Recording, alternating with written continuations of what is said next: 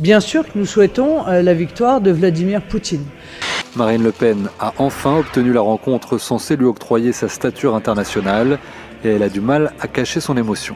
J'ai de l'admiration pour Vladimir Poutine parce qu'il a réussi à mettre au pas les oligarques. Il a émergé un nouveau monde dans ces dernières années. C'est le monde de Vladimir Poutine. Une candidate à l'élection présidentielle qui s'engage à œuvrer pour une levée des sanctions européennes contre Moscou. Vladimir Poutine ne peut qu'approuver.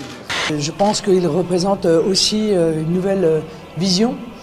Vous devez aujourd'hui 8 millions d'euros à une société russe détenue par d'anciens militaires russes et qui sont, dit-on, proches de Poutine. Cette dette, est-ce qu'elle explique votre indulgence vis-à-vis de la Russie et est-ce qu'elle est compatible avec une candidature à la présidentielle et a fortiori avec une présidente qui serait élue? Les premières mesures que je prendrais vis-à-vis de la Russie, ce serait de réfléchir à la levée des sanctions, bien entendu. C'est le début d'une relation fructueuse entre les différentes instances politiques russes et le Front National. Évidemment, tout ça nécessite quand même une mesure première, c'est celle de lever de part et d'autre les sanctions. La Russie est un grand pays. Il n'y a absolument aucune raison de la mettre au banc de la vie internationale.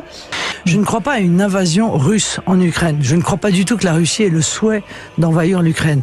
Moi, je ne vois pas une seule bonne raison, encore une fois, pour mener une forme de guerre froide à la Russie. Vous y pensez à une invasion possible de l'Ukraine? Non, mais je ne le crois pas du tout. Je ne vois vraiment pas ce que les Russes feraient en Ukraine. L'Union européenne a considérer la Russie comme un ennemi. Moi, je pense que la Russie est un pays européen. Je pense que les États-Unis doivent aussi faire en sorte de ne pas faire une forme de provocation.